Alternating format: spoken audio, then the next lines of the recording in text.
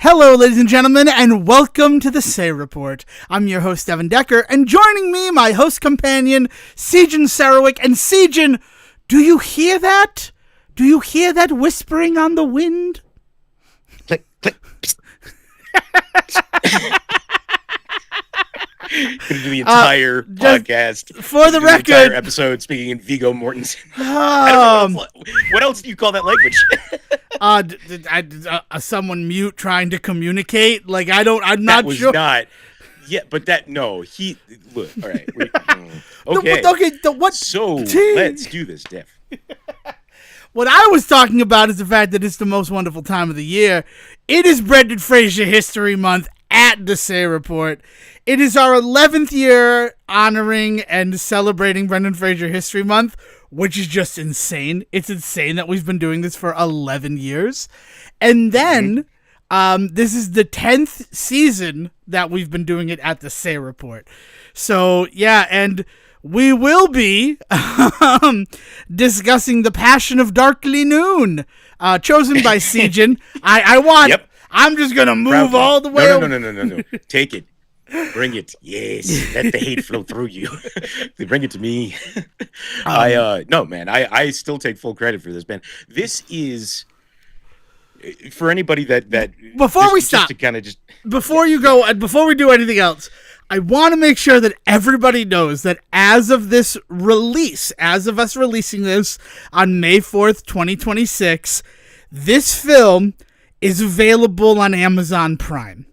If you have Amazon Prime, you can go watch The Passion of Darkly Noon. And I didn't have any starter commercials, and I only had 2 commercial breaks, which is fucking saying something these days on Prime. So, well, you want to talk about that? I pay for Ultra Prime. I like $3 a month for no ads is something. I watch a lot of stuff on Prime, and they got me with that. However, yeah, plus your moms and stuff. Yeah, exactly. We spread. Everybody uses it, right? That being said, they have raised the price on Ultra Prime to $4.99 a month, which is, again, that's still very affordable. $2.99 to $4.99 is affordable, but I'm a little salty, and I mean, I've been looking for an email telling me about the price rise. I don't see anything from Amazon telling me that they were raising that price. I think they may have announced it to give them some like credit. I knew about this price rise, and I don't even pay for Ultra Prime. See, okay, so like, it was out there, but I'm fairly certain specifically. Yeah, like everything else tells me when it's raising the price. I get the notification. Yes. I think they almost have to. Isn't that? I think it's legally part of the contract, right? I don't know. So it's something there, but we're not here to complain about Prime. The reason why I'm making sure that everybody who's listening to this episode is aware that if you have Amazon Prime, you can access this movie is because this is a film that needs to be experienced. This is not a film where you should listen to Sejan and I talk about it for 90 minutes and then go watch the movie. Dude, I hope we can keep it shorter than the movie itself, man. Well, the movie is 101 minutes, so yeah, I think 90 is pretty solid. That's just being said. Like, there's gonna be spoilers. That's one of the reasons why I cut Sejan off at the talking at the knees about it. There will be spoilers in this episode. You don't know how close you are to what I was about to say, Jeff. But yes, so as of the 5-minute mark of this episode, that's when is your last chance to turn away and go watch this movie for yourself. I'll say this is like my completely spoiler-free review of the film before we get into the spoilers. The Passion of Darkly Noon is not boring. I was engaged from minute 1 until the end of the credits. And honestly, if the largest sin that something can commit is to be boring, I hope that is saying something. Yeah. No. So what I was going to say, just to get it out there, I want everyone to be aware that I understand where this movie lies in the grand scheme of things, right? So like the first time I saw this movie, which was we discovered this movie like on his IMDb together, I think one day when we were like in one of the early years of this, right? And I didn't watch this movie until we found that. And then I mean, at the time, I think it was just straight up on YouTube in its entirety. And I just watched it on that. And I watched it, 2:00 in the morning, like probably high, like it was, college. That's what we did.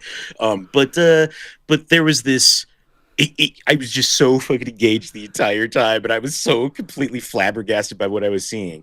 But there's this quality of it that I've never been able to put my finger on until I moved out here to Sundance territory. This is what it's like taking a gamble on a Sundance movie, is that you walk in and you have no idea what's going to come. You have no idea what this movie is even trying to say, if it's trying to say anything.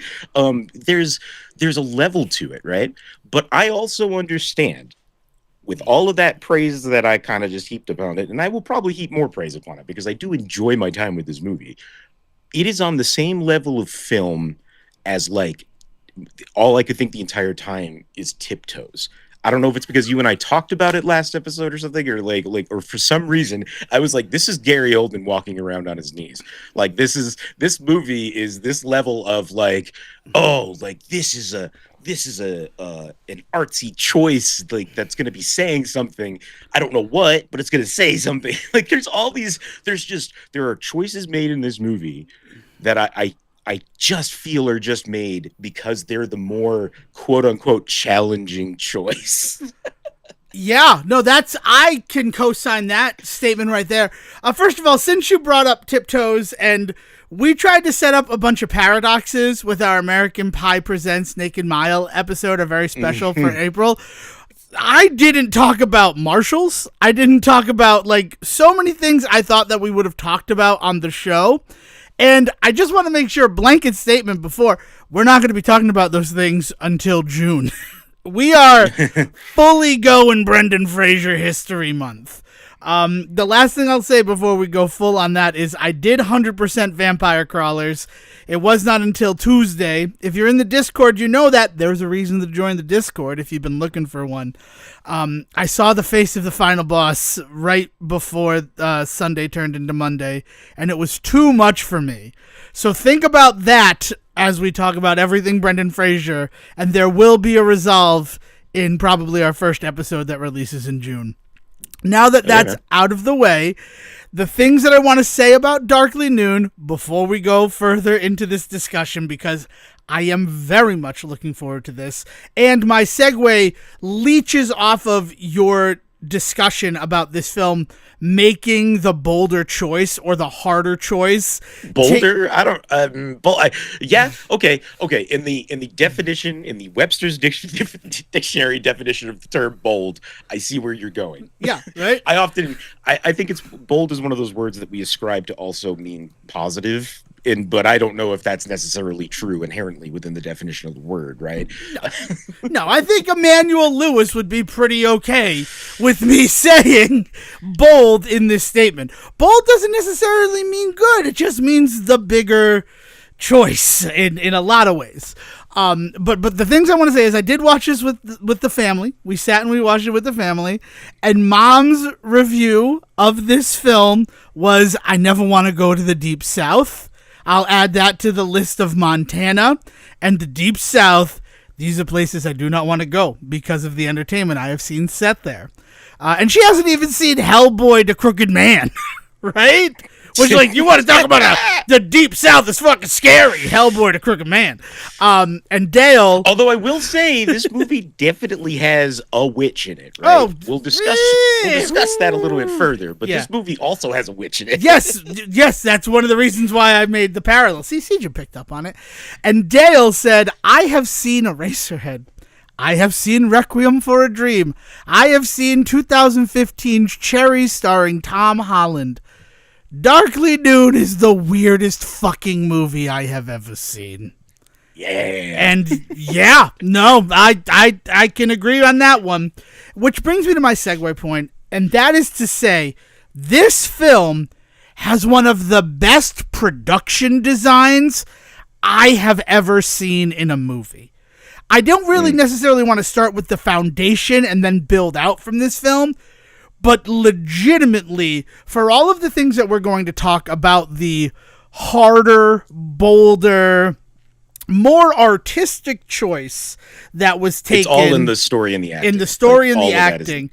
Yeah. The foundation of this production is absolutely gorgeous. The sets are so lived in. They're so believable. The wardrobe is just incredible when you consider the fact that, like, Darkly has nothing when we first meet him, and that everything is borrowed and things like that. The props, just like the things that are shiny compared to the things that are like dim and dying. But specifically the lighting in this movie, like, it's the type of lighting that makes me happy I have a degree in technical theater. Like, is that a weird fucking thing to say? No. Like it legit, like, even the music. But yeah, like, this movie is gorgeous. And the reason why this film is so gorgeous is because everybody on the production design team understood the assignment and rose to the occasion. I now concede the rest of my time to Sejin to actually discuss this film. Yeah, so this is a film made in 1995 for a director by the name of Philip Ridley, and he's really not somebody that there's much from, but the few things he does, he has this weird ability to attract some pretty baller casts. Because, like, on this one we've already talked about, like we have Brendan Fraser, and then also the second lead is Ashley Judd. Then we have Viggo Mortensen, right? Yeah. And, like, it's really just the three. Well, and what's the brother's name? The Lauren. Jesus, I can't remember his last name. Is he your brother? Why brother? Like, that's an interesting read. That he's Ashley Judd's brother, doesn't he? I don't think he's Ashley Judd's brother. I thought that in the first scene. Lauren Dean, by the way, is who plays Jude. I don't think that they actually have a familiar relationship there. I thought that from the first scene, but then as the film went on, I thought, no, they just know each other. There's no relationship here. Yeah. So, but it's a very tight cast, right? There's one other person, and we will get to them when they eventually show up in the movie an hour in. But there is. What does that mean? That's the leave it wrapped until it's time. Yes. All right. This is the story of a younger man. I won't say like a boy, but he is supposed to probably be, what would you say, 19, 20? I mean, at the lowest, he's 18. At the oldest, he's 21. Like, yeah. But he's young. Yeah, and he's found wandering in the woods by Jude, who we talked about already, who brings him to what I guess what I thought was his home, but he brings him to some other person's home, and leaves him in the care of Ashley Judd, who helps him kind of get back on his feet after being found in the woods, and he tells a really weird story about his parents, that why they're not around anymore, and we find out that he's a very religious boy, let's put it that way, and then throughout the rest of the movie, as he realizes that he's having sinful thoughts about Ashley Judd and becoming more and more obsessed with her, it eventually leads to a hell of a fucking third act. This movie turns into a straight up slasher film. For the third act of this movie, it's kind of fucking cool. Yeah, you said that this was going to be our saccharine Brendan Fraser History Month. Not saccharine. Soap opera is really, like, I was trying. I even said that. I like trying to find that word, like that, like the mugging at the camera, left, right, and center. Holy crap! When the preacher, or when the not the preacher, he sounds like a preacher. Yeah, he's a former. His daddy was a preacher. My daddy was a preacher. He just runs the funeral homes, right? Yeah, like, he's the Undertaker. Quincy. Yeah, Undertaker. Thank you. Lou Myers, who's just in that dude, one scene, he just steals the show. Let's just talk about it, man. That dude came in and he was like, "Why am I not in the rest of this fucking movie?" And then he leaves.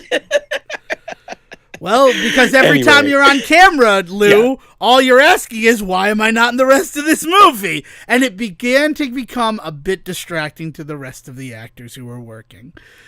God, this movie takes it takes off on the bold choices, right? Because, like, first and foremost, the entire movie's inciting incident is this guy finding somebody wandering around in the woods in a full suit and tie with blood all over him, who is clearly dehydrated, clearly been out there for days, all of this.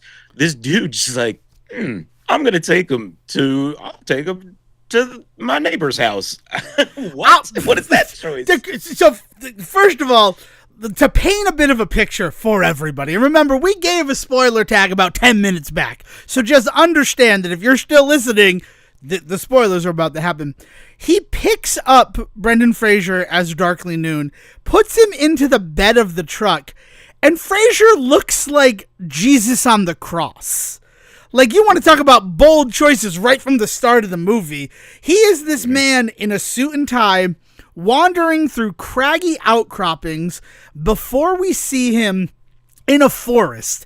And we want to make sure we use that word forest, not the woods, because they are very, very attached to the term forest. Forest is a big deal about this. Do you know what the tagline was for this movie? What was the tagline for this movie? If you go down to the woods tonight, ... Well, that's weird. Is there going to be a teddy bear fucking picnic? Did I miss the teddy bear picnic scene?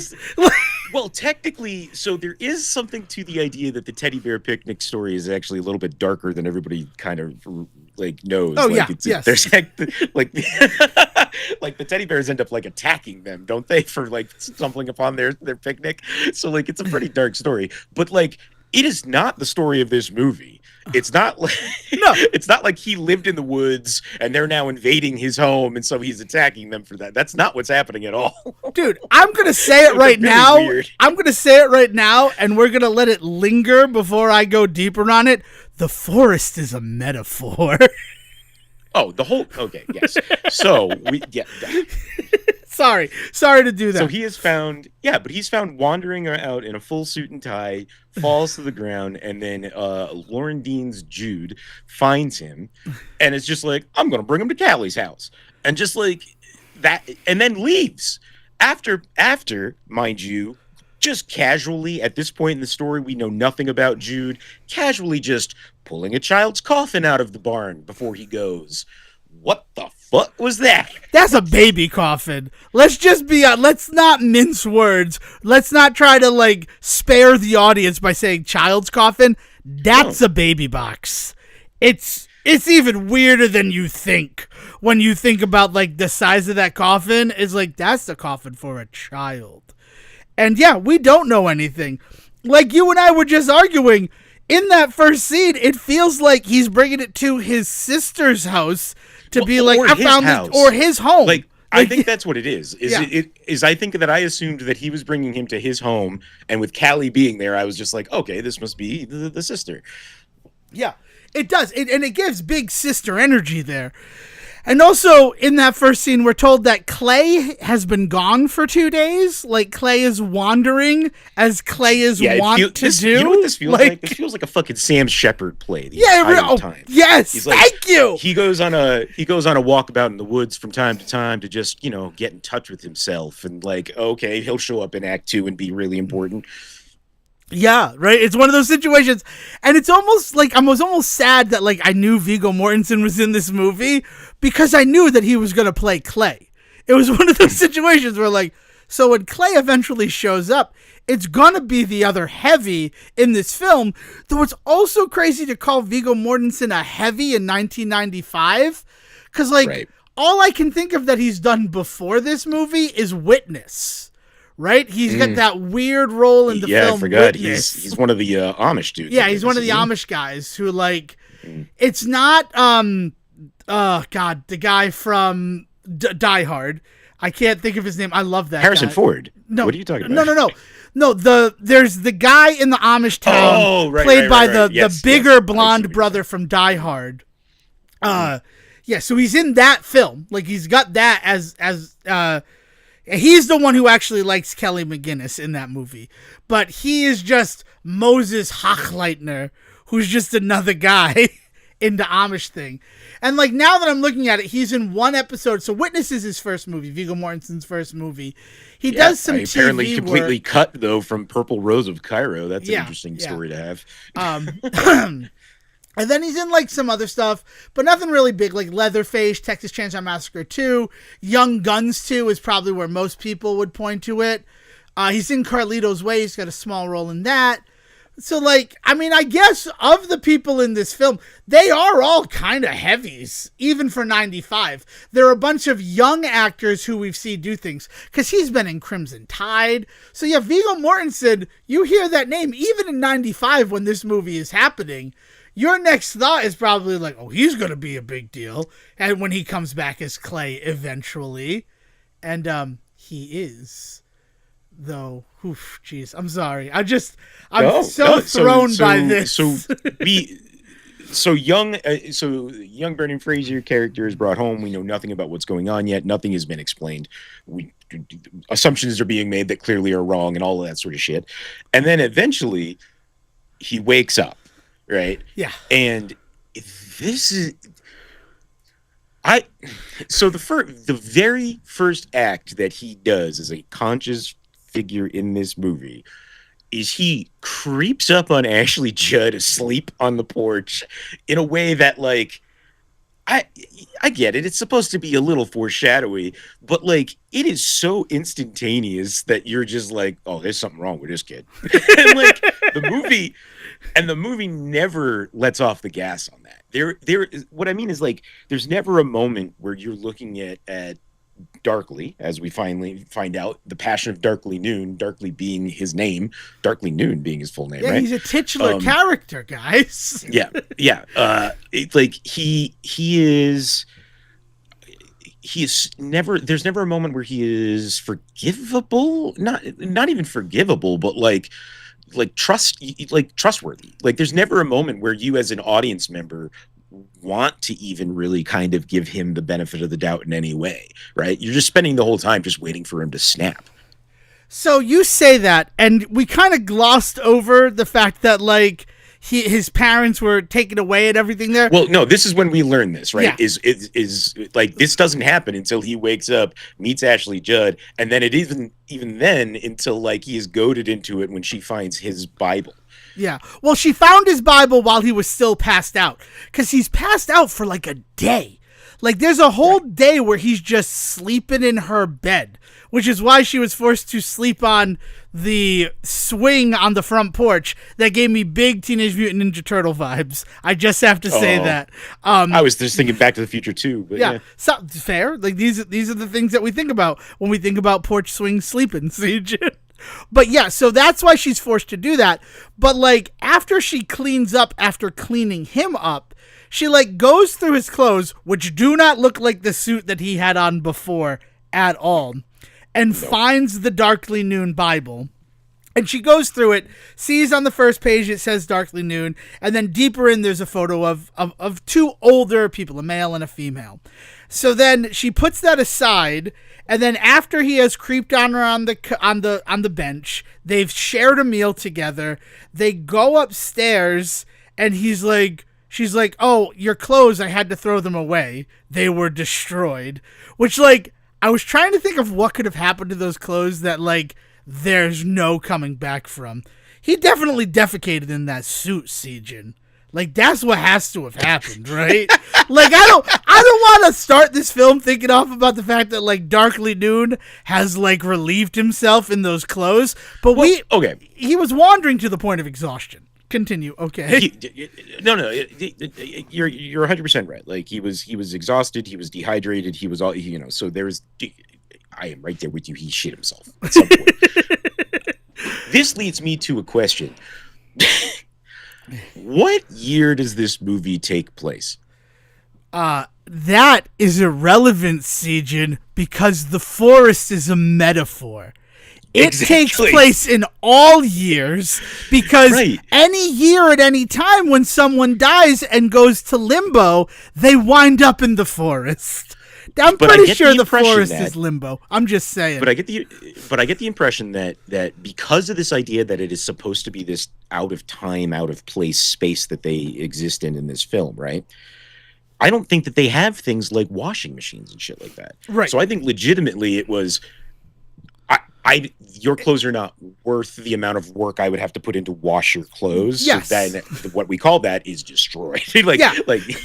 Yeah. Yeah. Essentially, we don't have the means for me to fix this, and we have plenty of other clothes around, so I'm not going to bother with this. Is basically what she does. She's like, threw out your shit, kept your Bible though. She very specifically makes a joke about I didn't burn it, don't worry, and it's like, Jesus. No, and the fact that your clothes are destroyed, I had to burn them, is like, oh, he's shit in those clothes. He's pissed in those clothes. Those clothes, the smell, even if we could get the shit stains out of the back of those trousers, Darkly Noon, the smell is something that will haunt us forever. I had to burn your clothes. But also, it does weirdly, you know how movies are supposed to, when you're setting up the world, sort of justify things that might be different? Clothing burns super easy in this world. is something that that throwaway line of your clothes were destroyed, I had to burn them, is and also, audience at home, clothing burns better than anything else in this world. Well, this idea that it's kind of this slow building, foreshadowing to the fact that at the end fire consumes all, right? Is this? Yes.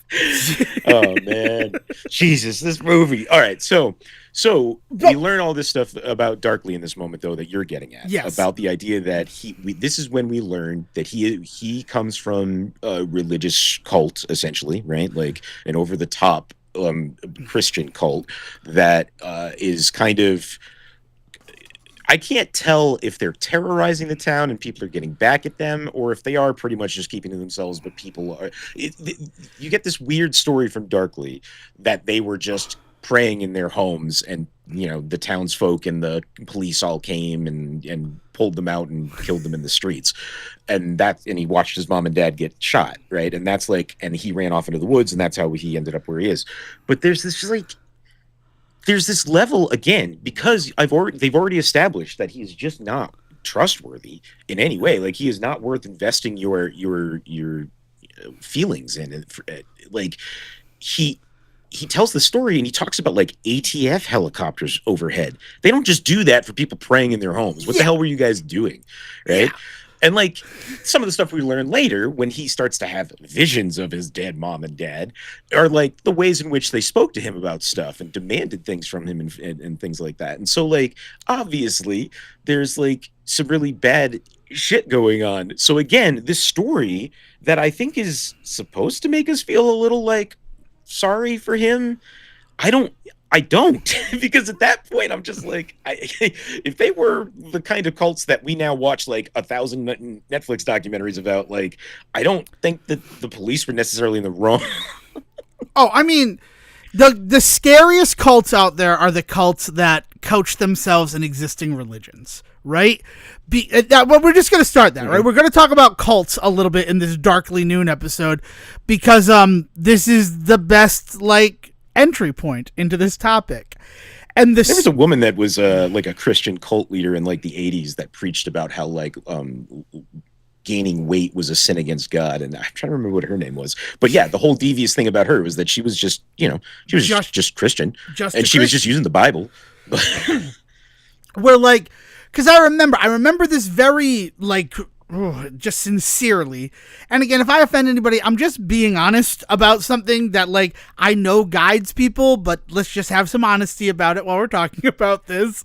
We're watching an episode of SWAT. We're watching the CBS show SWAT, and it was a bunch of young women in robes who were all going to jump off of the same building at the same time because their cult leader told them to.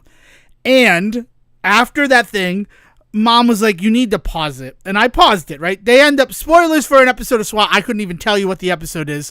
But one of the cult members was Stephanie, Stifler from Girls Rules. So it does connect Nice. to things that we talk about. My mother's like, how could people believe that? Like from the cult. How from the cult could people believe that? And I turned at her and I said, there are a bunch of people in this world who we have no question of their belief in a fucking star baby that was born in a barn. Lives have been lost and forfeited and taken for people who believe in Jesus Christ. And the only difference between Jesus and cults is the fact that we've just all kind of universally accepted Christianity as a religion that, like, it's not crazy to believe in that. That's faith. Because That's it's a been around different so thing. long, it's systemic. Yeah. Our literal system of life is built to conform to, or to at least allow space for that nowadays. I won't necessarily say to support it, because there's a lot of people that don't. But I mean, even the people that don't support the church still get Christmas off from work, right? Mm-hmm. Like this idea that we have a very deep rooted systemic like Christian value. And not that we should, and not that we were built or meant to be built that way. Like, this is not me saying we're a Christian nation. No. Quite the opposite. We just came from people that were so ingrained in that society that that's just kind of how they kept living their lives when they got here. And it kind of led to a real problem, because a lot of people then took that to mean we were a Christian country. But no, we just have really deeply rooted systemic rules and systems that were based around the Christian faith. Yes. I mean, so systemic are they that, like, people who found this country are like, we need there to be a separation of church and state. And that's not just because they looked at other countries where the church and the government were so tightly connected, but it was also because we don't want to have to define this by those values. We don't want to let the values of that to do it. They could see it. Yeah. No, they looked around at the Puritans around them, and more people at that time were even turning away from the Puritans, and they realized like that there is a non-zero chance that people with these types of values are going to get into certain powerful positions with the system that we're creating. We need to make sure that they understand that they can't bring that into this, that's just not going to be allowed, right? And like, that's why we have the rules that we have. And the fact that there is a large number of people in this country that don't seem to wrap their head around that is frankly terrifying. But this is one of those cults, right? This is one of those things that is so fringe that they're not even technically really accepted by any real church, I get the impression, because it sounds like it's really just like a handful of people that are in this. It doesn't sound like it's one of those situations where it's a whole town, right? It's not like was it Waco that was that? Yeah, or Waco or Jonestown. It doesn't seem like a compound. Yeah. It seems like they have a church, and I really actually enjoy Ashley Judd's Callie's method of description of where Darkly comes from. His like, there are not people who worship the Bible as harshly as it sounds like your parents' church did. Like, that was a really, I mean, of course, it is putting on kids' gloves to describe what is enough of a problem that legitimately federal, like, law enforcement had to get involved, and your parents were murdered for that. But the big thing about that sequence is you say that there's never a moment where you're supposed to feel bad for Darkly Noon. But in that moment, and this is speaking to just the power as an actor of Brendan Fraser. Like, I'm like, wow, like, this kid, like, this is that's a traumatic experience to go through. Like, I do feel for this kid. But then as soon as it stopped, as soon as, like, the music that was meant to elicit that emotion from me and everything, as soon as the spell was broken, I'm like, but at the same fucking time, it was a cult that, like, was causing enough of a problem that something had to be done about it. Right? I don't want to blame this kid for the sins of his family, but at the same time, he was part of that. And also, I've seen what he's done just on this first day awake. Not Yeah, even and that. I mean, like, look, there are things to be said about the ways in which the federal government has handled like cult behavior, and sometimes ignored it completely, and at other times gone way overboard. And all of those conversations are important to have. But I don't know many stories about cults where it gets to the point where they have helicopters and guns trained on you, where there wasn't some dirty shit going on to get there. You know? Yeah. Even if they were like stockpiling weapons, that would be enough for it. And that's the thing, because like, is this a militia group? Are they going to do something? Like when a town is fearful of a religious sect that's there, I'm not going to talk about it, but like also Christianity and cults, I've witnessed a few. It's going to come up real big in the very special episode for June. That's why I'm going to just hold back on it. But yeah, that is a whole moment. But that moment is very much you're supposed to feel for this guy. And you talk about his first moment is when he like really kind of creeps on her on the porch. But think about the time that he's in the bed when she takes his hand. And his reaction to that. Like, it's the first time that, like, he's ever been touched with any sort of compassion in his life. And you see, even from that fucking moment, how broken Darkly Noon is inside.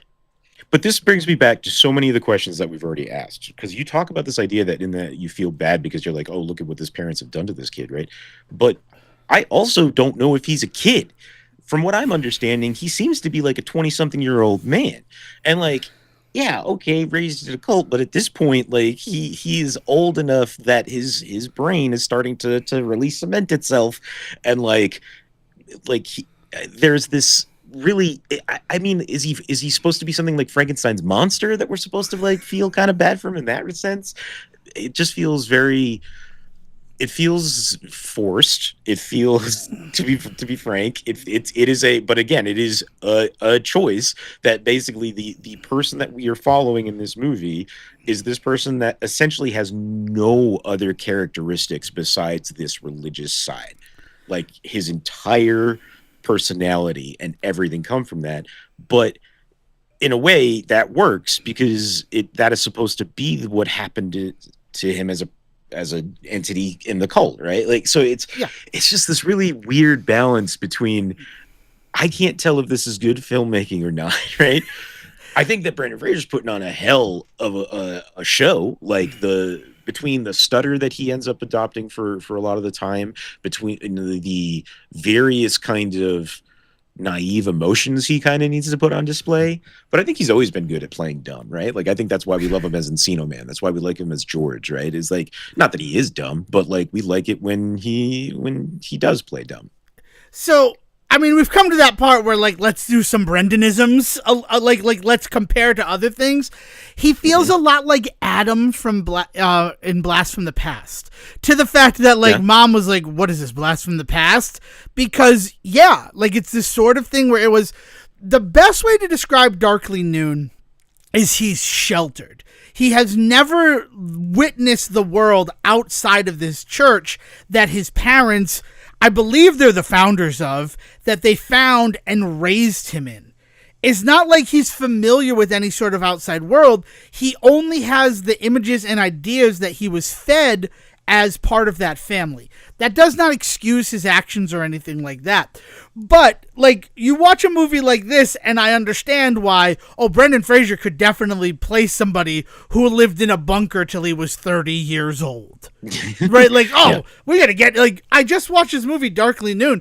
Brendan Fraser's the answer to Blast from the Past. Let's not get Ben Affleck. Let's get Brendan Fraser. I also like that in my story, Ben Affleck was going to play that role. Encino Man is also a really good thing to look at because it is a lot of like fish out of water storytelling in this film, because it's somebody who's lived in such a rigid, different society now being exposed to literally a world that has every possibility open to him. You see that stuff. You do see why is it, and George of the Jungle is another good example because it's a kid raised in the jungle. It's Brendan Fraser as the fish out of water is really where he's excelling in something like Darkly Noon before we get to any of the other things that this film is doing. Because we're also seeing passionate Brendan.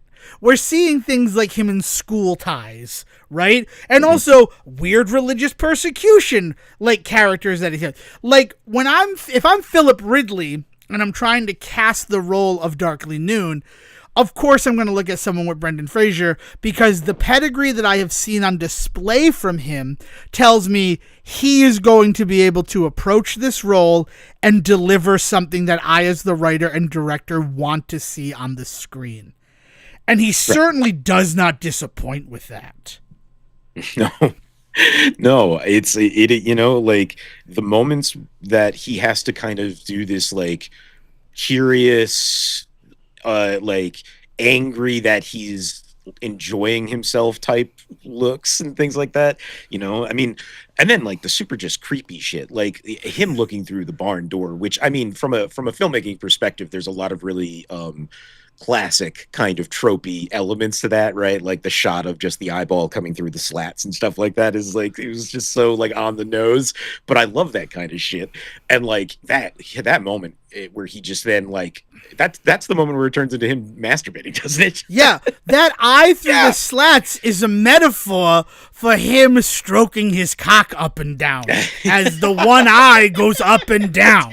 Like, it's all a metaphor. It's all metaphors, this movie. Who will love me now, Sejan? But I mean, but he's able to handle like these really like heavy, creepy moments too, as like you do believe this is the same character that earlier you were supposedly supposed to be feeling some type of remorse for. Like it is a really hard role to take on. I don't know if it succeeds, right? But I will say that I don't think anybody could have done it better. This is the thing where like, as much as this movie was just it's an insane sort of experience to watch this film. It truly is. Because it is asking you to take so many leaps with it to like continue along with the story. We haven't even gotten to what happens on Clay. the 8th day, Sejan. We haven't gotten to Clay. Oh yeah. Clay comes back on the 5th day. After so on a 6-day walkabout, we have been so like we have been hearing about the coming of Clay for about 30 minutes of this movie, which in time in the movie is about 5 days. They've been talking about, well, Clay will be home sometime, and then finally he shows up, and it is again the craziest fucking choice. Viggo Mortensen steps out of a truck, and we find out that he is mute. He doesn't step out of a truck. He just walks in from the forest. Oh, that's true. I didn't mean that, but he gets home. But he gets walks home in the door. Yeah. And all we know, and then we instantly find out that, oh, by the way, Clay is mute, and he's going to spend the rest of this movie communicating in whistles and clicks. And weirdly, not in like a racist way, because it's like his own version of whistles and clicks. Because like. If I could but still problematic for some reason. Oh yeah. If I could find the proof that Steven Spielberg's Disclosure Day language was inspired by the way Viggo Mortensen communicates in The Passion of Darkly Noon, I should win a Nobel Prize. Because that is what it sounds like to me. Disclosure Day is a film that I have no desire to see, even though I have seen like a trailer that is more than just like the teaser trailer. But the thing that movie has like really communicated to me is that apparently the alien language for Disclosure Day is like, it's that type of stuff. And all I wanted to do watching Darkly Noon was make a Disclosure Day joke about Viggo Mortensen. But like, that little clicking thing that I didn't, apologies to everybody on this, because it has become something that like, you're not allowed to do that in the house anymore. It's gotten to a point of annoyance, and like it's also a little bit creepy, like to talk like Disclosure Day. So like I had that, but you're not wrong. It is because Clay, and we do find this later, and we'll get to that, is completely alone in this world as somebody who is unable to speak. There doesn't seem to exist any like universal ASL style sign language. He's very much using his own hand motions to mean things. Like when he like does the thing with like, do you have any money? Do you know how to move a coin through your fingers? Like what was that supposed to mean? As somebody who just met you, I have no idea what that's supposed to mean. Right. Yeah. Like that type of stuff. And he does like his whistles, and this is credit to Viggo Mortensen, like he sounds like birds because he's heard birds and he can imitate bird sounds. Like they do a very good job to make it like the way that he communicates is very inspired by the forest that he lives in. And it's interesting, but you're also not 100% wrong. Where like this is a 1995 representation of what Philip Ridley believes a mute person communicates like.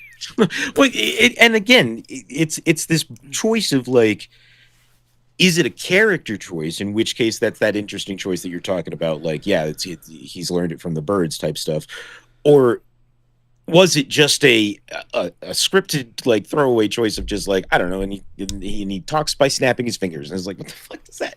Like, but the other thing is that he has other like weird quirks, right? Like he does a fuck ton of close up magic. Don't know what why. The fuck? That, I gotta tell you, where it's like, oh, he's mute, and then he starts doing close up magic. I'm like, and he does close up magic. This guy's just like a freaking roulette wheel of quirks. like what? Like he starts doing the close up magic, and I'm like, and thank God Callie was like, that's enough. Because, like, the feather was cute. The feather was cute, and it was also a weird sort of reference to the dragonfly that died in her hair, where it's a hot day, let's go rest in a hot spring. What is it, the Cliff Clavin so thing? Over this 5 days, right, is like Darkly has gotten very into Callie, and they've done all sorts of things together, like running off to the creek and going for a dip, right? And she's, been rubbing ice on herself on hot days and things, and he is just Darkly is just falling more and more and more for this woman, right? And but then Clay shows back up, and the other important element that I think, again, is played extremely well here by both Ashley Judd and Viggo Mortensen is that Clay and Callie love each other. Absolutely. And that is clear from moment one. There is no part of me that thinks that Callie in any way was trying to do anything with Darkly, because the way that she loves Clay is so true. Well, it's, this is an interesting reference to what the Say Report Jr. just talked about in their last episode with, like, the practice child.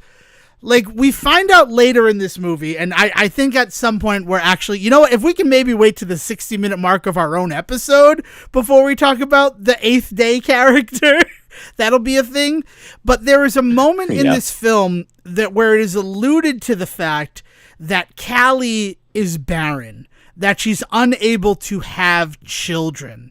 So when she meets Darkly Noon, I mean, now we're getting real Oedipal on this one, right? Freud just sat up in his grave, lit a cigar, and he's like, I'm so proud of the Say Report. I don't think this movie would be upset about that. No, I don't think anybody making this movie would deny. No, like it's an Oedipus reference or two. Oh, it's very much what it is, because once we find out that Callie is unable to have children, and we have already learned that Darkly is so much like he has a child's mind, so many ways, because he just does not know of the world. Like, she views Darkly as a child, something that she can raise, and like that truly becomes like obvious when it's like, now that Clay's home, you're gonna work with your father in his shop to do his little baby coffins, right? His carpentry work. Go work in the shop with your father. Like, it never is. She clearly loves Darkly Noon, but it is a maternal love. It is not a romantic love. But he's so broken too, because he's looking for parental love and acceptance in the wake of his parents dying. And like, But this is also a woman that is, I mean, how much older in the film do you think Callie is supposed to be than Darkly? Is a question that I want to ask you. I mean, but this is what I mean is you're constantly questioning, is Darkly supposed to be this 18-year-old kid? In which case, I think that she's supposed to probably be 25, like mid-20s, to make her not old enough to be a mom, but old enough to be an older sibling, right? To still have that feeling of I need to look over you, to take care of you.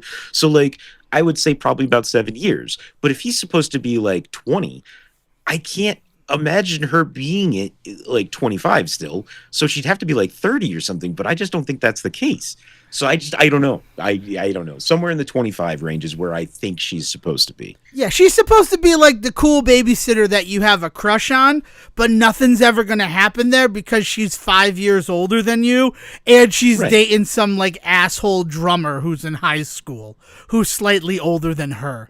Or in this case, a mute magician who builds baby coffins. Hey, he is a carpenter and he has a passion. But all of this being said, just to talk about real ages, Ashley Judd is, I had the math in my head and then it skipped away, 8 months older than Brendan Fraser in real life. Real world, she's only 8 months older than him. So it is very believable that Darkly would mistake her maternal love as romantic love. It really does work just in the way that your mind is going to interpret it. But it is clearly from her, she sees him as this wounded little baby that she can treat like her own child. But Viggo Mortensen is 10 years older than both of them, being born in 1958. So, that's the other thing, is that Clay really is meant to be this older figure in this whole thing. I'm just talking about the stuff that's going on in this film and the visual, language that the film has. We're also glossing over the fact that when Clay returned, they almost fuck just right in front of Darkly Noon. Outside, she does that run up to him, jump up, legs around his torso embrace, and they start kissing. And Noon is to the back of these woods. And again, she doesn't know he's there, though, right? No, she does not know he's there. Because there's the whole thing where, they go inside, they embrace, they're very happy to see each other. It's very erotic. They go inside, and then she comes out, and she's like, Darkly, come home, Clay's here.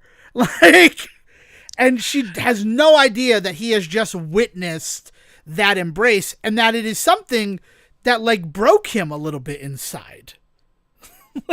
Very much so. I mean, we watch, because in that moment, he smashes the flowers in his hands, and then that is the moment when he finds a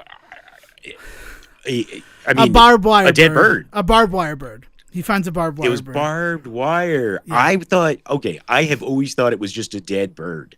No, it's one of the barbed wire birds that then becomes a portion later. I mean, I thought it was a witch ball. I'm going to be completely honest with you. Right? I thought it was meant to be some sort of ritualistic sort of spell item. And that's because I knew a little bit of that, but also just it's what it looks like. Sorry. I think we will talk about that. Let's put a pin in that exact. Well, we're going to put a pin in that because we're not. You know what? As much as I'd love to drag this out for 7 more minutes, I think it's time to talk about who was introduced at the 60-minute mark of this film on the 8th day. Right. So, but before we get there, Darkly runs. You're talking about how, because in that moment, is that when Darkly runs off in the woods and finds our new player? Well, before we talk about the finding of the new player, I want to start by talking about what happens on the 3rd day that Darkly is staying with Callie. And that is when randomly somebody starts shooting at the house. They're at the house. They're kind of having a nice moment. It's the breakfast time. They're eating. They're eating a meal or something. And you hear a gunshot hit the house. And we have already seen, like, Darkly clocks as soon as he's in this home a gun rack. Why would I need a gun rack? I don't even own a gun. But this gun rack, they own 3 guns. And Callie takes the lowest rifle off of this gun rack and goes outside. And Darkly, because he's, like, weirdly protective of his new toy, follows her. And then completely in the background, right? Talking about just the abilities of Brendan Fraser, right? All of these moments that remind me of why we celebrate Brendan Fraser History Month. These are the moments. Because in the background, he has a PTSD attack about being shot at again. Like, it's never the focal point of that scene. It's the fact that he goes to try to help her, another shot comes in, and he just crumbles on the porch and is, like, hiding behind one of the posts of the staircase. It's gorgeous, like, what he does in that moment. And Callie's like, I know you're out there, I'm not gonna leave. And she just starts shooting wildly into the woods. So, like, that moment is just frankly insane. And it's something that I wanted to make sure that we introduced into the pudding before we talk about his reaction on the 7th day to run out into the woods. And then he ends up spending the night wandering around the woods, right? Yeah. Wandering the woods. He doesn't know what the barbed wire bird is yet, so that can't come up. But he wakes up at, like, the riverbank, and then slowly down the river comes a giant glittery shoe with a crow on it. like with like a red, like, it has a red band sole to the bottom of it, right? Yeah, like a red sole to it, and a big old glittery boot just goes by. just drifting down the river. And at that point I'm like, is any of this really happening? Like, what was happening? And when we say big, I don't mean like, oh, that's like a shack size shoe. No, it is like probably like the size of a small. I was gonna think, you know, like one of those, like, driving cars, those little tyke driving cars, like probably about that big. I mean, I would go with rowboat. Like, I think it's supposed to be reminiscent of a boat in terms of size and everything. I guess, like, have you ever seen one of those fiberglass, like, cowboys or lumberjacks that used to be on, like, Route 66? There's, like, a big cowboy like that in, like, Norwich, Connecticut. It's as if his, like mom was like, oh, I bet, like, it's from town, and, like, there was a storm and it got blown off. Like, we're the first shoe store in whatever the town is. And now that shoe is drifting down the river. And I'm like, I like that. Well, we're going to get to Matt Damon when he shows up at the end of the movie. Or maybe Daniel DeVito from the Dumbo remake that released a month before Avengers Endgame for some reason. Did he also play a circus person there? Because he also played one in Big Fish. Yeah, I think that's why he ends up playing the ringmaster of the two of them, CJ. It's because Tim Burton's like, oh, I got a ringmaster in my Rolodex. Hey, Daniel. I also love calling Danny DeVito Daniel DeVito. But yeah, so we have this weird, like, real-time sequence of Brendan Fraser just standing in the forest watching a shoe float downstream. Like we watch, like, it feels like we just, like, okay, we're gonna push it into shot and we're just gonna film this until the shoe drifts away.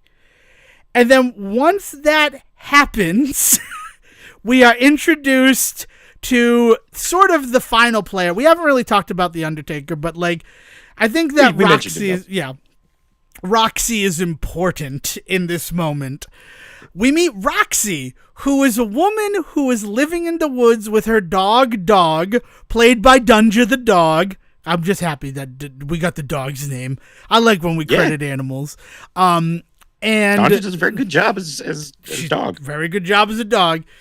And she finds him and takes him back to her home, which is an Airstream trailer.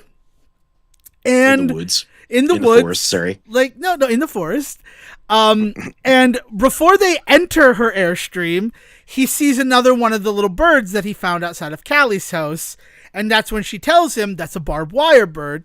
It's for training dogs for when they retrieve birds that you shoot. Their instinct is to chomp down so hard that the bird is basically destroyed. Like all the good meat is eaten by the dog. And this is a real thing. So they make birds that essentially the body is barbed wire. And so you tell the dog to retrieve it. When they retrieve it, they don't like that feeling of having barbed wire in their mouth.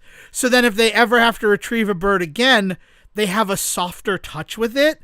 I mean, it's a little bit inhumane. I'm sure PETA would be pissed about it, right? I don't love it. I'm sure there are also much better ways to train animals to do that sort of stuff these days, but I mean, what do we know? But it is a way that they did it before. It is a known way that they trained dogs who retrieved birds. You know what? The next time you miss the duck in Duck Hunt and that dog laughs at you for missing the duck, just think about the fact that he's bitten down on barbed wire at least one time in his life. And let that be your solace for the fact, right? That's your consolation prize, is hopefully you, who just missed the duck, never had to bite down on a bird thinking it was a bird and it was actually barbed wire. Am I insane, Sejin? I feel like the words that just came out of my mouth were insane. I do think, though, we're supposed to understand that this is a very dark thing to do, right? Because she, again, right off the bat, is just a very, not evil person, but there is a sense right away that she is not going to lead our boy in the right direction, right? She's so she brings him home to her Airstream trailer and takes care of him, and he learns that she is not too different from him when it comes to the whole religious belief side of things, and they bond very deeply over that. Yes, she is also very religious. And she believes that there's a monster living in these woods. There's a monster. And that monster is a witch. And that witch is Callie. And Sejin, I'm going to let you take it from there. So it introduces this idea. And the truth of the matter is, with everything that has happened in this movie so far, especially what has just happened in this movie, this odd intermission moment with the boot floating by, they say she's a witch, and you have no idea in that moment whether or not you're just yeah, witches probably are real in this movie. I don't know. At this point, no reason for witches not to be real, right? And and gets really, but it leans really into the whole religious zealot side of things, because she starts talking about witches and evil and how they have to be cleared out, and she tells the story about how they met Callie. Callie was a person wandering in the forest. From what I understand, she's supposed to be at that point probably 14, 15 years old, right? She's younger. She does seem to be younger, based upon the photo that Roxy shows to Darkly before everything kicks off. Do you notice that everybody's name ends in Y? That's weird. No, I mean, it's not. Callie is spelled Calie, but it ends with a Y sound. Continue. But we find out that Callie was found wandering in the woods one day by this woman's husband, and he brought her home to their home. And then they basically adopted Callie as their daughter alongside their son, Clay. And that's when we realize this is Clay's mom, who's just living in an Airstream trailer out in the forest and thinks Callie is a witch. So before we move past this just horrifying reveal, which I'm joking about it, but it is meant to be a pretty big deal in the film. The fact that this is it. Do you believe that Clay's walkabouts in the forest are to visit his mother? It got real quiet, Sejin. No, because I honestly didn't put two and two together, because because of this idea that you were talking about with this whole thing kind of representing almost like purgatory in some ways. I think a little bit do you remember, this is kind of giving away the whole shebang, but do you remember the Nicole Kidman movie The Others? Yes. That's the ghost story one, Yep. right? Yeah. And and spoiler for The Others, if anybody doesn't want to know the ending to that, like after all these years, but the spoiler is that you find out they've been the ghosts all along. It came out after Sixth Sense and was very much kind of derided for just stealing the ending.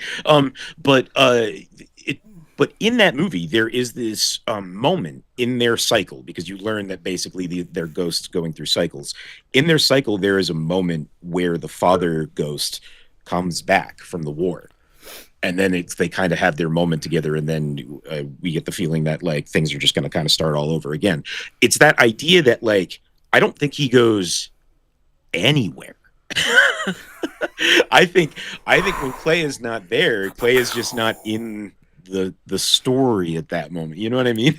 Like I don't think that there is anywhere else, because if he were going to like go into town, then why this idea that because he was like brought up by his father and kind of kept away from everything, like that's why he learned to communicate the way that he did, is like he was kept away from everything. So I don't think he'd be going into town. No. It just doesn't make sense for everything we know about him, right? But I don't think he'd be going back to see his mom either, because from what I understand, their relationship is not great. Yeah, the relationship is strained. It's clearly a strained relationship.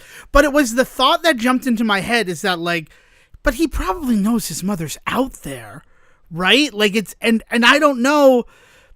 I don't know. It's a question that this film left me with, and I was curious what your read on it was. Is it no? You know that like I mean, because so Clay disappears for long periods of time into the woods, right? That's all that we really know about these things.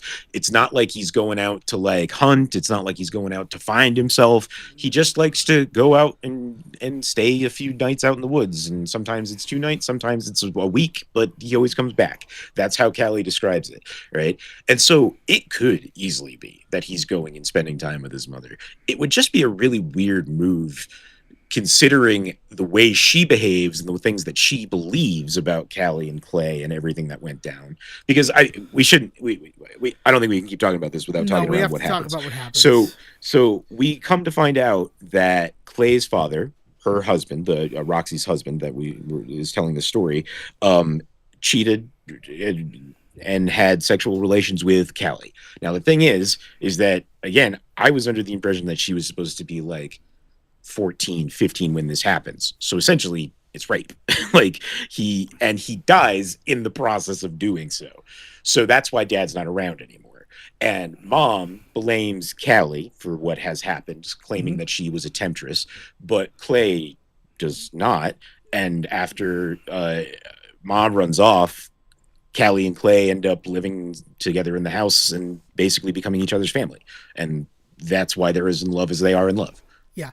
It's actually a really cool moment because we hear the story from Roxy's point of view. And she is very Bible thumpy with the like temptation. She introduced temptation into my home, and that temptation led my husband to act in a way that he would never have acted. And in so doing, his heart gave out on him. So we hear that, right? And we hear like it is really the revision of history in that moment to hear her tell the story. And then when Darkly goes back to the house, he confronts Callie about it, and she's like, everything that she told you is a lie. Her husband attempted to rape me, and in the act had a heart attack and died. And it's one of those situations where like, because, and this is my natural predilection, because of some of the things that I've experienced in my life, the story that doesn't involve the Bible words, right? That isn't trying to invoke fire and brimstone and righteous like punishment from above. That tends to be the one that I'm going to give a bit more credence to. Yeah. Like as soon as she says that, it's like, well, you know, the active idea of him wanting to rape a young girl, and calling that temptation makes sense. And then the fact that like he had a heart attack in so committing that act, that seems like the real world thing that would happen there. But also, as much as like you can never trust like Darkly Noon, this whole movie becomes this mire where like you don't know who you can trust in this movie. Like, you make your choices and you back the parties that you back, but that could also just have been Callie covering for herself and the act with the father. I don't believe that. I don't believe that. But it is certainly, of course, right. The film but the way it's constructed leaves that ambiguity for you to fill in. I think there is some things that they do though with Callie throughout the early parts of the movie that lay the groundwork for you to definitely trust her more than than the strange lady in the woods that we just met. Yes. Yeah, right. But there's things like soft lighting on her and the ways in which she has talked and expressed like her feelings and opinions about the world are much more reasonable than any other character in this movie and things like that. So there's just this inherent trust that you have in Callie at this point, and we're seeing this. What's weird about that for me is like we don't really have a good reason for why Darkly hasn't developed something even deeper than that, because he's been around in real time with her for 7 days. We've only been with her for 60 minutes. I don't know. He immediately, to keep the ball rolling on the plot here, he immediately believes her. He's like, oh my God, she's a witch. That explains everything. That explains everything. I am now on board with you. You are my new mom. He puts his head in her lap and they have a good cry together. And that's how, and then he goes home and confronts Callie. And like, and Callie gives her side of the story. And, as an audience member, I think you're really supposed to believe Callie. Oh yeah, no, that's just my biases, I guess. No, I think you are too. But also just the world that has been created in the film is one where, like, honestly, I don't know who to believe in some of these things. I don't know what to believe. Like, it's actually one of those things where the world has almost become so absurd with the boot heading down the river that it lends a sort of absurdity to anything that you're told. It weirdly undoes all of the trust that we're supposed to have built up with Callie in that moment. Like, even that's why I compared it to something like Tiptoes, is because there's such an absurdity of just every element that to every element in the movie that you kind of don't know where the movie's going to go. You don't have any steady ground. No, you don't have any handholds. Any like, oh well, obviously then this will happen, then that will happen, right? So like it's just a roller coaster of a movie. So like you get this story, and he just instantly believes it, and he storms home and he goes to Callie, and then Callie tells her side of the story, and it's just like, okay, all right. So something happened, and we know that it was more than likely not Callie's fault. I don't think she was fault, prerogative. Like, I don't think so. But there was this element where at first I was like, well, I think maybe what we're going to find out is that she actually killed him. But no, he dies from a heart attack. He just dies from a fucking heart attack, which some might say might be God's retribution. But anyway, like the fact that is not a concept, right, is just fucking telling. But there's this. The rest of the movie is marred by this story and this idea and this knowledge of what's been going on, because we finally now understand what's been happening with this family here.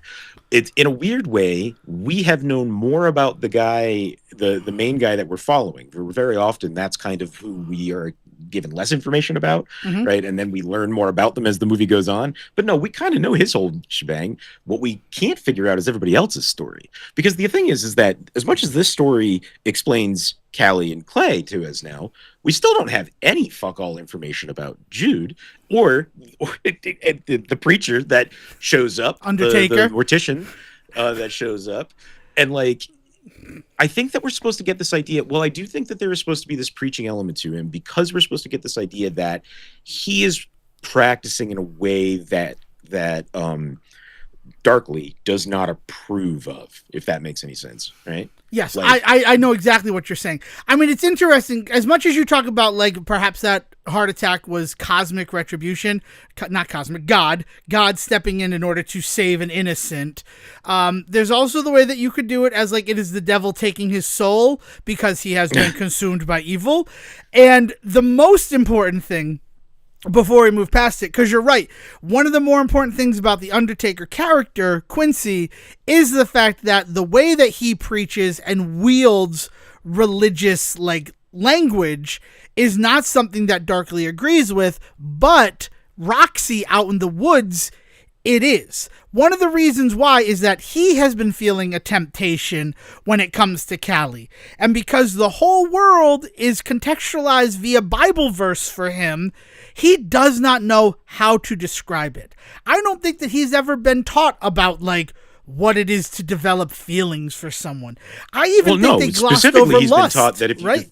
I think that he's been taught that if you develop feelings, that's the devil's doing. Yeah. So I think he's feeling these things and realizing he's feeling these things, and of course, wanting to blame himself, as most cults, teach you to do in these situations, is that it's always your fault, but it's okay. Spend some money to the leader, and we'll take care of it. And there's this element where it now allows him to blame Callie instead of himself. He can now say, okay, this isn't something wrong with me and my relationship with God. So it is pretty much the moment for me where he becomes kind of unforgivable. Everything he does after that point, he is no longer taking responsibility for his own actions. Before this, something was going on with himself and he didn't understand what it was. Right. Now he has a way to contextualize it where he doesn't have to blame himself, and he is jumping on it, chomping at the bit. It's probably the biggest reason why I have a hard time with ever really buying into him, because it changes the way that you view that character the first time you see it, and you can never look at them the same way again. He is just so quick to buy into the idea that Callie can be the reason for all of his problems. It's gross. Yeah. But it is the scarier thing is that that's because religion has been his salve his entire existence. Oh, right. Yeah, so, of course, you put some thundery, brimstony language in front of him, and he will completely forget the last 7 days that he spent with this woman, where she was the kindest, gentlest person he had ever experienced time with in his life. All of them. Clay, supposedly Jude's been back a couple of times. Well, we see Jude come back at least one time with Quincy, because he drives out the Undertaker, Quincy, because Quincy I need some more baby coffins. Everybody's dying. The world is ending. They use that phrase so much in this film. The world is ending, so I'm going to need some more coffins from you. And while Jude is brought out there and Quincy's having this whole discussion, Darkly, is staring at Callie, and Jude recognizes that look in his eye, and he's like, we're going to go for a walk in the woods. And this is where I think that Jude might be a homosexual who's in love with Darkly Noon on some level. I don't feel bad saying that. I think the fact that Quincy shows up and he is played very flamboyantly by Lou Myers, and we are given the fact that Jude lives with him. We're given a lot of information on that day about what the situation is. I don't think the film openly implies that, but I do think that there's nothing to deny it either. So I think it's very easy to see a queer reading on the way that Jude behaves with Darkly. I think it kind of does. You got to be careful that it doesn't do a disservice to what they're trying to get at with Jude, because what Jude represents in this parable essentially is what we've been saying all along about this, is that he represents the right choice, the way out. Let's get out of these woods together, right? And he offers that to him. And there is a way to definitely put a type of relationship on that concept that is, romantic and all that, for sure. But I think more than anything, what Jude really is he is the righteous path that ends up not being taken by Darkly. But we do oddly see Callie and Clay actually end up following Jude in a way. Right. Well, and we haven't even touched on how insane that is. But yeah, like it's strange because like you hear the name Jude, you see the iconography of him laid out like he's on the cross in the back of his truck, and like immediately my mind jumps to Judas Iscariot. And if Jude is going to ultimately be the downfall of Darkly Noon. But if you look at the Bible and the fact that Judas, this is all sorts of fucked up. I'm not a theologian. This is just an interpretation that you can look at from the Bible. If Judas had not done what Judas did, Jesus would not have died for our sins, right? Like, it's a gross way to look at that, right? But butterfly effect of things. I think there's actually there are entire sects and plenty of scholarship that definitely talk about exactly that idea. Yeah. That idea that everybody was playing their part, right? And so but that's when you start to get into a lot of theological conversation about like what is evil, right? And a lot of the same things that the Darkly, I don't know why I can't remember his name. It's such a weird name. Because they call him Lee for most of the movie too. That's true. Like, yeah. But Darkly doesn't have the ability to have that deep of a thought about it, right? But I do think the movie wants you as the audience member to be having these thoughts, and it wants you to see that Darkly is just kind of incapable of that complexity. He just cannot think about it in those terms. There has to be a right, there has to be a wrong, there cannot be any in between. And so when he finds a way to write his whole world onto that kind of stupid viewpoint, when he meets Roxy, he jumps on it. And so he runs home and he starts to yell at Callie for basically leading him the wrong way. But Jude also realizes that there's like something else going on. And so like there's this weird kind of shift in the rest of the film where like it's like, well, what's Darkly gonna do about this now? Because we well, he's already got his shoebox of lies. His Bible and his photo of mom and dad and the apple core and the first barbed wire bird that he finds. So then when he returns home on that 8th night, he begins self-mutilation, which is like weirdly an important thing because it feels like he's doing that thing where like if you have sexual thoughts, hurt yourself. Like there's a whole slew of religious sects that believe that, where like because these are sinful thoughts, these are intrusive thoughts of sin, the best thing to do is to punish your body so until they go away. So the term for it is flagellation. Yeah. Flagellation is like when very specifically, I think it's flagellation is when it's religiously tied. But it's the idea of self-harm as a way of penance. Yeah. Well, flagellation is beating the human body with whips or rods. It is definitely part of religious penance. So like it is specifically that part of it because he doesn't have a whip or a rod though. He takes that barbed wire bird in his hand and he crushes it. And then like the grossest thing about that moment is not this fact that he does feel this need to self-flagellate as a way to get past it. And he uses what he has at hand, right? I guess a bird in the hand is better than one in the bush. Da da da da da da da. The cut is to her taking care of him the next day, which like is such a weird sort of like, what's the word I'm looking for here? It validates bad behaviors because he is suddenly her whole focus again in that moment that he has hurt himself. And like, that's not what he wants, which is what leads him to putting on the like semi sort of, it's not a hair shirt by any means or things, but he puts on the whole barbed wire harness so that first of all, I will never have feelings towards her because I'm always being hurt. But secondly, my pain will not be something that she can see and try to fix.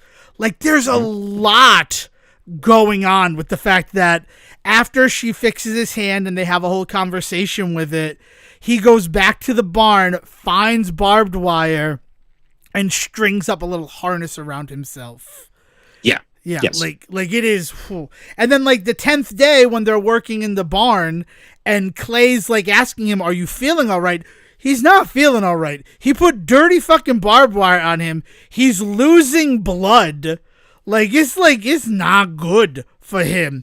And it's starting to show on his face. But he's just like, no, I'm fine. I'm not sick. My heart hurts. Is this when he right? And then is this when he runs off and starts living in the cave? Because that also ends up happening around. That right? Doesn't happen until the 11th day. Like he doesn't live in the cave until after the 11th day, when it's revealed that he has the little harness on. Because he goes out into the woods with the harness on the 10th day. Goes out into the woods.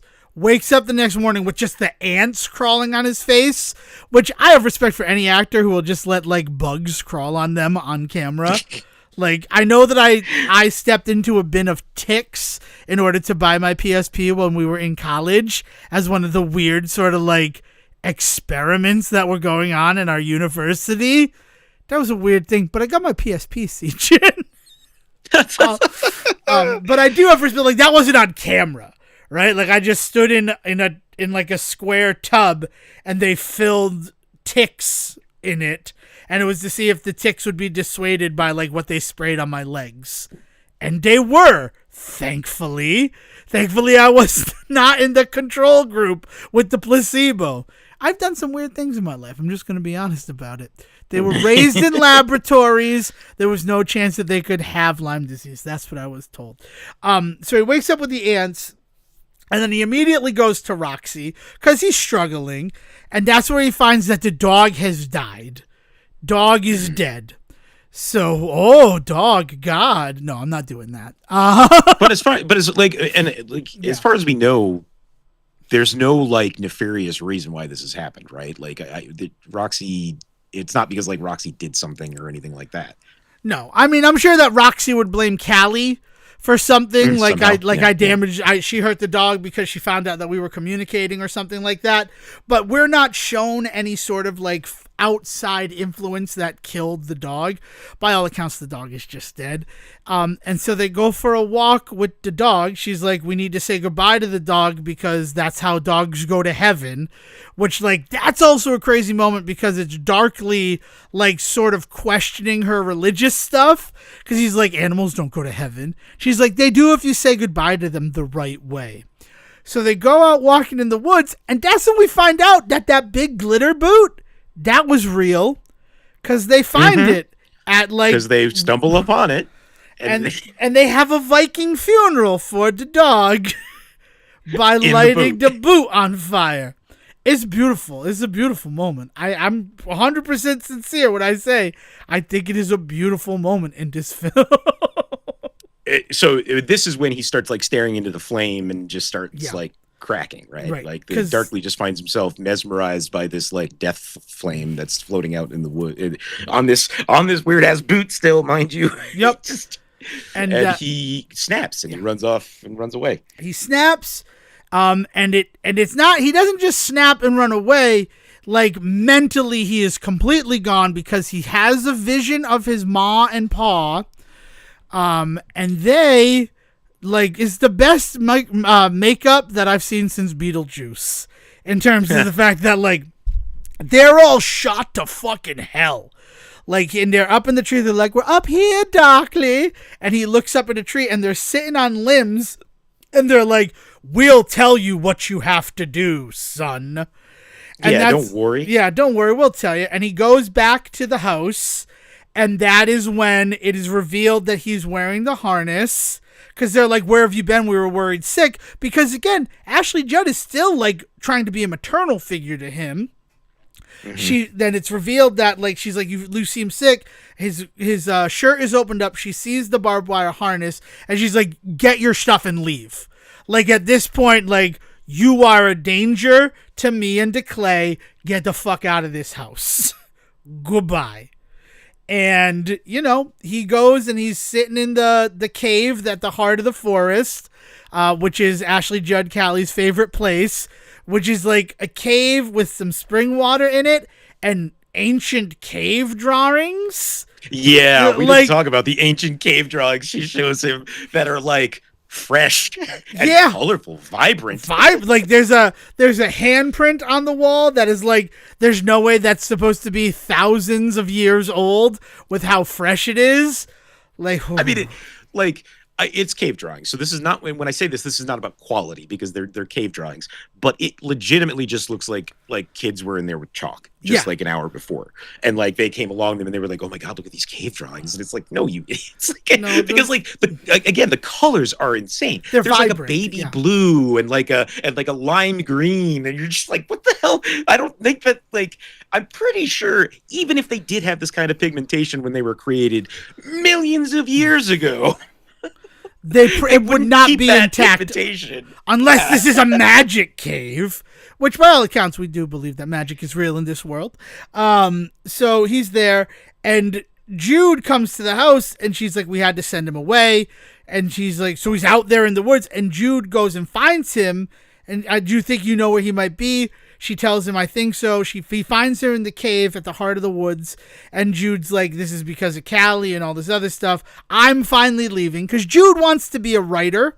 That's the other thing. Like, all the thing that I'm saying that, like, maybe he might be, like, queer-coded is coming from the things that, like, I don't think it's me saying it. I think it's like what maybe Philip Ridley is trying to do, that he is a young artistic man who like doesn't want to do, like, he wants to break away from the status quo in so many ways. And he finds Darkly and he's like, I'm finally leaving. I keep saying I'm going to leave this place. I'm finally doing it tomorrow night. I will come for you and we will leave together.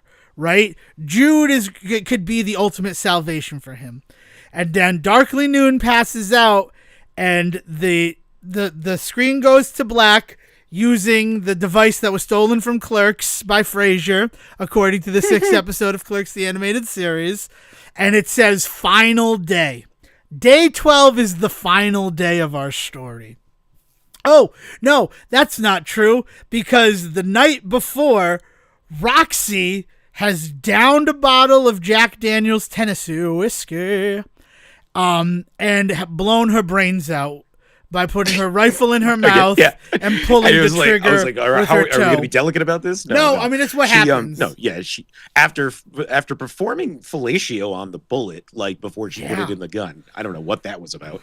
Well, love is a warm gun, Sgt. Beatles said it, right? She does. She it's just stuff. And then Darkly, as he's passing out, he sits Stark up and goes, Roxy! And that's when we're black screen final day. So he goes to Roxy's Airstream trailer and he finds her dead. And then the vision of his mom and pa show up again, and they're like, you know what you have to do. You have to be the judgment and the righteousness that takes care of that witch. Look at all the pain she has caused. And Darkly Noon, it's another black screen, final night. And he does a ritual that, when I'm like, he's a slasher villain, that's where I comes from. Because So we have entered the final act of our play here, and he goes full on like Jason Voorhees. I'm going to gussy myself up, get some weapons, and go in and kill some kids making love. Just got to be done, because they're being naughty. He covers himself in, it's like stain. It's not paint, right? Like it's wood stain. It's red wood stain. Yeah, it's not paint, it's not blood, it's some type of oil that probably is not going to be good for his. You shouldn't be sad that he's probably not going to survive the night. You're not going to be like, oh God, what did you do to your skin? You're not worried about that at the moment. But he does. He coats his entire upper torso with this red wood stain, this oil-based wood stain, and then he dips his hands into mud and darkens his eyes. He looks like a demon.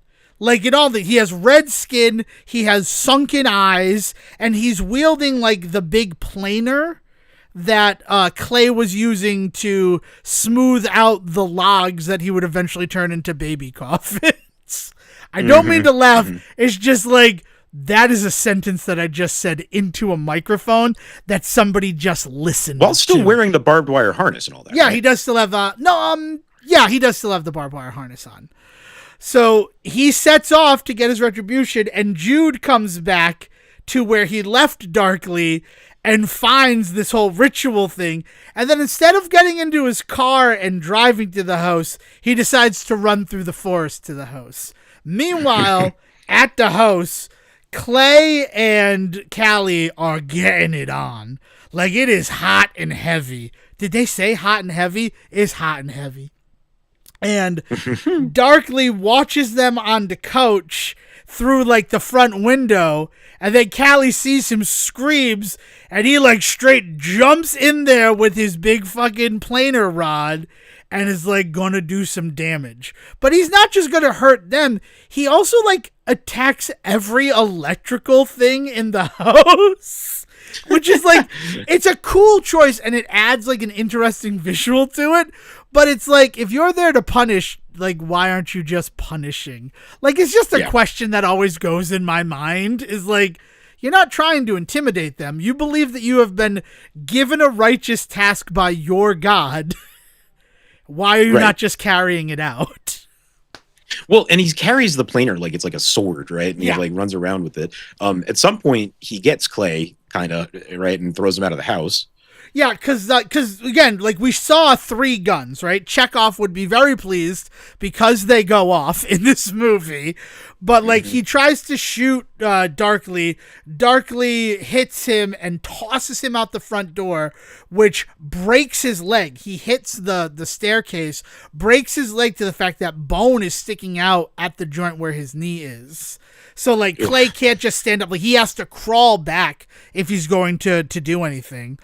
And then Darkly chases Callie upstairs and, again, destroying things all the time, setting the house aflame with all of the electrical, like, sparks that he is doing. Because we said, he burned his clothes before this whole endeavor as well. Because, like I said, like, clothing is the most flammable thing in this forest. And then keeping in mind, he has now covered himself in oil-based paint as well. Yeah, like, oil-based stain. It is stain. It's not paint, it's stain. But yeah, so Jude gets to the house and he finds Clay outside, and Clay, like, points that they're upstairs. He grabs the rifle and he goes into a burning house where Darkly is about to murder Ashley Judd, and she does the only thing she can do in that moment to try to stop him, and tells Darkly, "I love you." And it makes him pause in that moment. And then it's like, because the object of his affection has just admitted that she loves him. And all of my other actions, all that can be forgiven. And then while he is thrown off by that, in comes Jude, who shoots him through the heart. That's what he does, right? He shoots him through the heart with that rifle? No, he shoots him dead. Yeah, he pretty much, he one-shots him right there on the floor. Yeah. And Darkly falls to the ground. Jude and Callie get out of the house, and the entire thing burns to the ground with Darkly inside. There's and nothing you'd think that would left be of the him. end of our story. You would think that'd be the end of the story. There's not another fade to black. There's not another, like, title card to call it the epilogue. But there's certainly an epilogue, because as they stand there in the shadow of the burnt-down house that will forever be a representation of the passion of Darkly Noon, out from the woods steps a circus family. There's a little boy dressed like Neil Diamond, hugging a glittery shoe.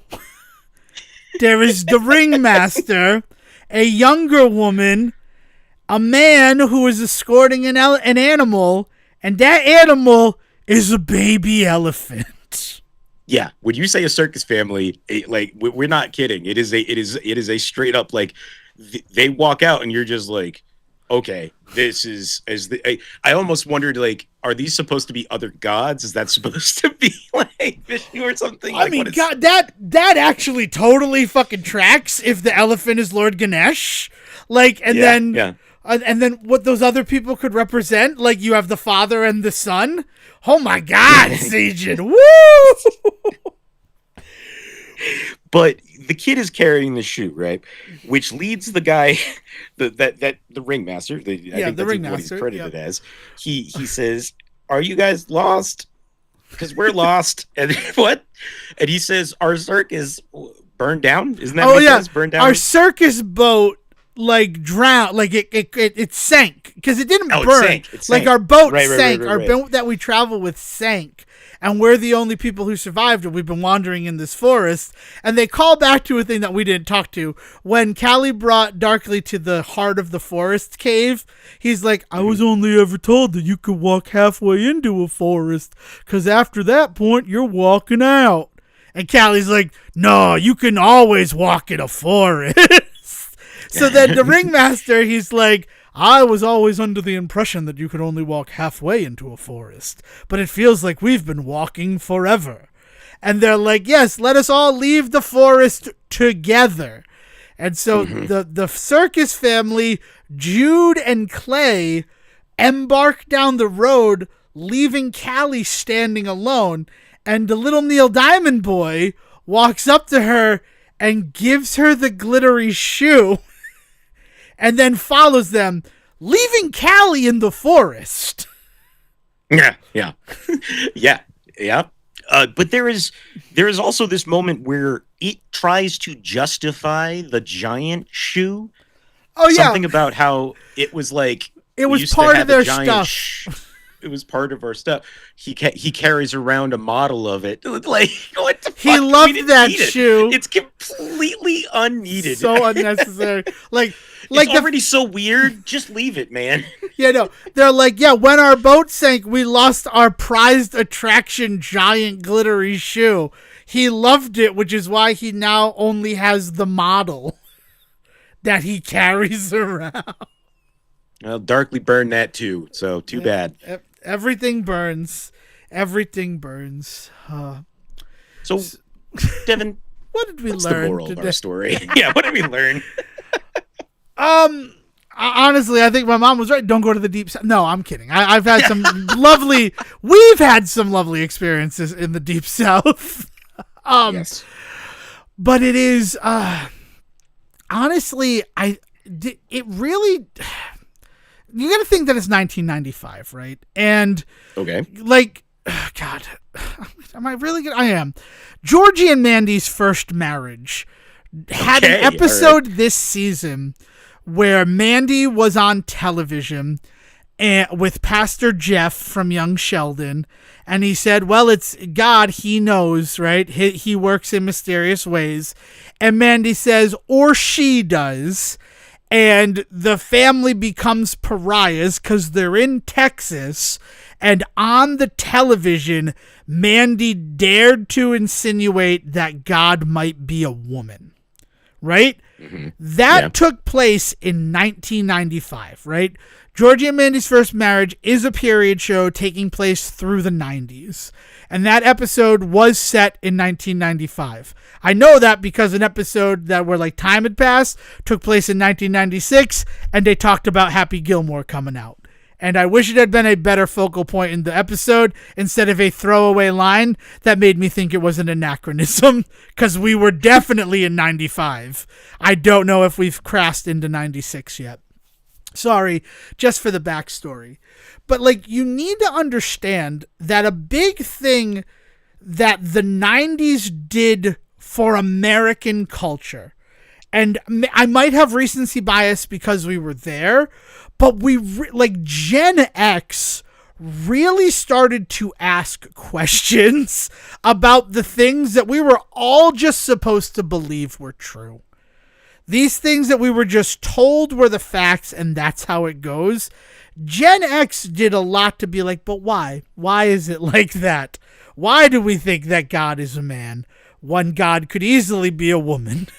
like that type of stuff happens. So when I look at something like The Passion of Darkly Noon, what I think I'm supposed to take away from it is maybe question everything. And, like, certainly that is what I took away from it. Like, even to the fact that we're like, Callie is never given a moment where I'm not supposed to trust her. But again, because of the absurdity of the word, because of just the untrustful nature of everything that we come upon in this world, like, when she's like, he tried to rape me and he died of a heart attack, I'm like, that is the most logical explanation. But at the same time, can I believe anything that I'm being told?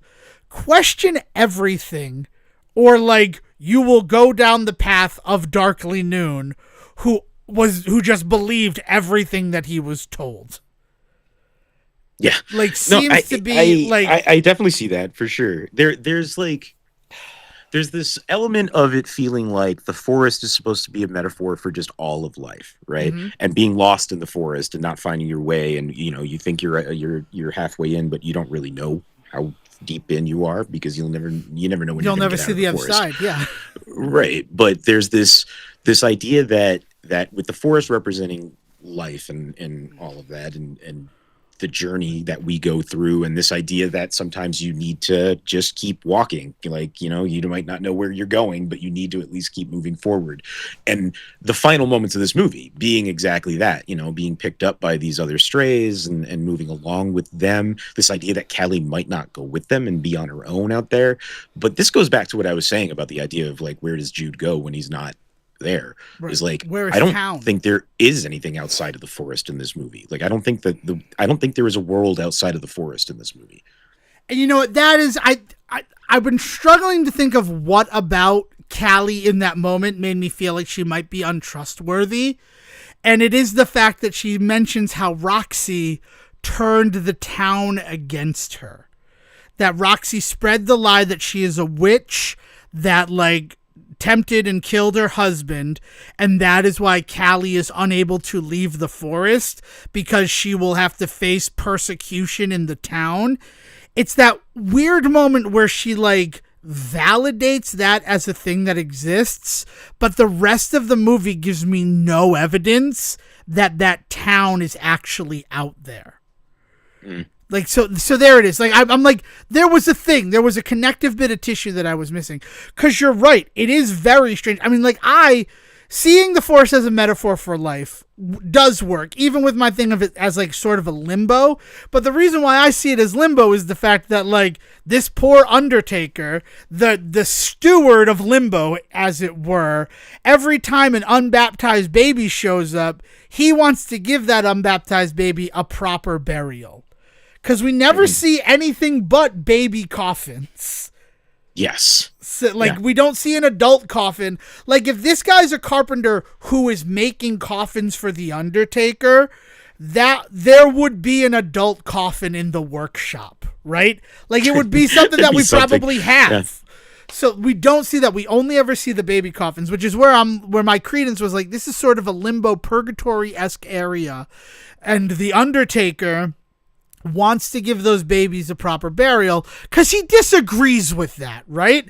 Eventually, to the fact that the Vatican disagreed with it, and they changed their stance on what happens to the unbaptized babies of the world, right? And they're allowed to that, yeah. And we are given kind of that wiggle room of a line when Darkly says animals don't get into heaven, and Roxy says they do if you bury them right. If you say goodbye to them properly, it's not just burial. Yeah. It is. Because she's like, you need to say goodbye to the dog so he can go to heaven. And I like that. It's all, oh gosh. So in high school, I started my own religion. I don't know if I've ever talked about this on the show. I am not looking for parishioners. This was a thing that I did so I could wear a hat in school. Straight up. I was such a little shit in high school that I wanted to wear my hat because I thought it was part of my signature look. And the only path that I could see was religious persecution if you don't let me wear my hat. So I will start the Polandarian religion. And that's the thing that I did. And the tenet of Polandarianism is that you have to have belief in something, right? It can be God. It can be all of that. It can be in yourself. It could be in like the 3rd episode of the 5th season of Cheers, right? As long as you're able to admit that you have belief in something, that means that you can believe in anything. That was my religion. And if you signed up, you got a free hat, and you had to keep the hat on at all times because the radiation from fluorescent lights could change your beliefs. That's how you build a religion, people. Just being honest with you. You okay, Sejan? I feel like you've shirked into the corner. Like you've just shrunk away into the corner as I admit this that I did. I think we've made it pretty clear that this movie is up to your own interpretation. Yes. Actually, let's put it that way. That like this is a film that like you just need to experience and then decide for yourself if you're going to take anything away from it or if you or not. But it is a wild movie. Yeah. And I think on some level it's also about the dangers of like blind faith into something. Sure. Or like, yeah, that is definitely the antagonist of this film. Yeah. Like if there's any antagonist in this film, it is blind faith in religion, right? And I mean, one would even argue just religion, period. Yeah, but at the very least, the type of blind faith that is on display in this movie is definitely the bad guy. Right. Like that sequence, that scene where Brendan Fraser's talking about his parents dying, and like from the outside seeing like, oh, this was a cult that like you overstayed your welcome, you stepped over your boundaries, and then there were consequences for that. But you also just see a kid who like that was his whole life, and his world crumbled in that moment. Testament to the acting of Brendan Fraser. But at the end, you do step back and say, but that cult was bad. Like there's like they don't just attack cults on like a whim. Right? I mean, look at what happened. Look at the one example that we are given of this cult in Darkly and the ways in which he snaps and turns to violence. Because, like, oh, I got some stirrings in my bathing suit area. Better kill the thing that's causing them. Yeah. So, like, the only thing that we know about that cult is that they were annoying the town to the point where the police show up, and then the police eventually call in the feds, and then the feds end up killing them. And it's the kind of cult that produced Darkly. So, like, not great. That's kind of all I need to know. Alexander Godunov. That's the guy whose name I couldn't think of his name. It just came to me. The bad guy in Carl from Die Hard, nice, and the one who loves Kelly McGinnis in Witness, which featured Viggo Mortensen. It's not the craziest thing I've ever done, but yeah. Let's talk about the fact that also the pedigree of this film, like as a way to end this, like Viggo Mortensen's been nominated for 3 Oscars. Mm-hmm. Brendan Fraser, as we know, finally won his Oscar for The Whale. Ashley Judd never. I really thought that she was like had gotten an Oscar nomination. No, she unfortunately her most prolific time in Hollywood. I don't think it's over by any stretch, but her most prolific time in Hollywood was in an era when acting as a woman was not necessarily lauded as much as it is these days. Yeah. Just an unfortunate truth of the whole situation. But like this is a movie that features like future Oscar nominees and Oscar winners. Like there's certainly merit to this film. And I think it was a great way to kick off Brendan Fraser History Month. Like I do applaud you, Sejan, for being like, we're finally doing Darkly Noon. If with everything else we're doing, let's do Darkly Noon. And and like I don't know, like this has a release date of May 19th, 1995, but it's not rated on Amazon Prime. It has a TV-14 rating. So I don't know if this ever saw a theatrical release in any way, shape, or form. I'm actually going to... Well, at least not in the United States. It definitely did like a Cannes Film Festival circuit and shit like that to the point where it had a release, I believe, in all of Europe, but maybe just sections of Europe. Yeah, let me see. The Passion of Darkly Noon. Nope, it does not come up at all on Box Office Mojo. So that's the thing to just note that it's a strange one, but it also did win awards at any of the festivals that it showed up in as well. Like that's another thing that is worth noting is that this film had some merit to some individuals, so I don't know. I'm certainly glad we watched it. Don't look at the poster, because the poster ruins, like, no faith without blood. And he's all, I got my barbed wire shirt and my stained red skin, because I am the righteous. Yeah. Nice. I don't think I have anything else to say on this one, Siege. And any final thoughts from you, or are we ready to send this one over to Will? Yeah, let's send it on off. All right, cool. Well, thank you so much for joining us for the first episode celebrating Brendan Fraser History Month in 2026. This is a reminder that next week's episode is going to be on the 1996 film Mrs. Winterbourne, though this one also would have been a good fit for something that we're recording on Mother's Day, which is weird. I'll just admit that it's weird. All that being said, thank you for joining us. If you want to keep the conversation going, we do have a Discord that you can join. Invitations are available wherever we are on social media, which as of this recording is still Facebook and X, formerly Twitter. Navigate to our bio section. You can find a link to click and join the Discord.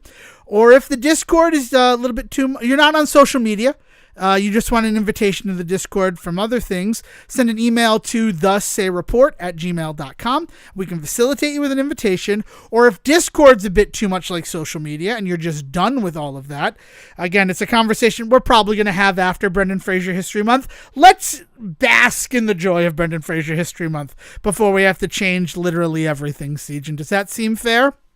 I think that seems fair. Yeah, that's fair. Yeah. You can just send emails to us, thesayReport@gmail.com, and you can correspond with us there. We will read everything and respond. The important thing to remember is that it's for me, Devin Decker, or him, Siege Sarowick. Just put the first name into the subject line, and it will be distributed to the proper Say Reporter. But just understand, if you send me something and I think it's worth talking about on the show, I am going to share it on the show. Any submissions are under the scrutiny of being included in a later episode of the Say Report.